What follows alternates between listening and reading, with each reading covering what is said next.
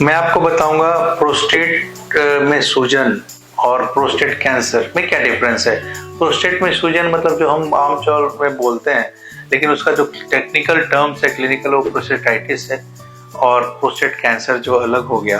तो बहुत ऐसे लोग सिम्टम लेके आते हैं जो प्रोस्टेट से रिलेटेड है, बीपीएच से रिलेटेड है, प्रोस्टेट ट्यूमर से रिलेटेड है। उनको पेशाब में दिक्कत हो सकती है, बार बार पेशाब जाना हो सकता है, यूरिन में ब्लड हो सकता है। लेकिन एक प्रोस्टेटाइटिस एक जो कंपोनेंट है जो हम लोग बहुत यंग एज में भी पाते हैं, पेशेंट का रिपीटेड एंटीबायोटिक देने के कारण बहुत उनको इम्प्रूवमेंट नहीं होता है, तो बहुत परेशान हो जाते हैं। लेकिन इसके लिए परेशानी की जरूरत नहीं है।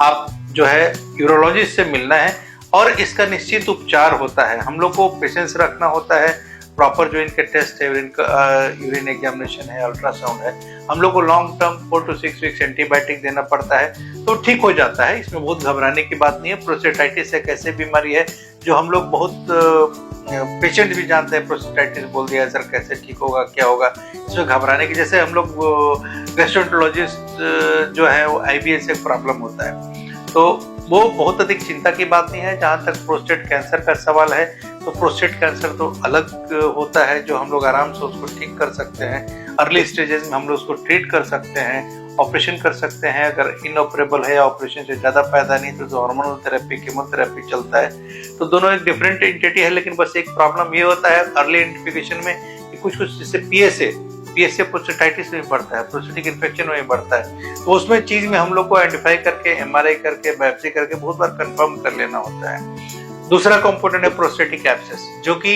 एक डायबिटीज पेशेंट में बहुत कॉमन होता है। डायबिटिक पेशेंट्स में अगर अनकंट्रोल्ड रहे तो प्रोस्टेट में पस बन जाता है, तो हम लोग उसी तरह से इंडोस्कोपिकली प्रोस्टेटिक पस ड्रेन करना पड़ता है। जो ऑपरेट करके जैसे हम लोग प्रोस्टेट का ऑपरेशन करते हैं, उसी तरह से उसका ऑपरेशन करके उसका ड्रेन करना पड़ता है। तो ये हुई एक कॉमन जो प्रॉब्लम प्रोस्टेट में हम लोग को मिलता है। कभी कभी प्रोस्टेट में कैल्सिफिकेशन देखते हैं हम लोग रिपोर्ट में, तो बहुत ज़्यादा ध्यान देने की जरूरत नहीं है। और हमेशा खुद से ट्रीटमेंट न करें, आप जरूर यूरोलॉजिस्ट से मिलें और हम लोग को उसका निश्चित उपचार कराएं, और ज़्यादातर बीमारियां ठीक हो जाती हैं। यही मेरा आपसे सलाह है। बहुत बहुत धन्यवाद।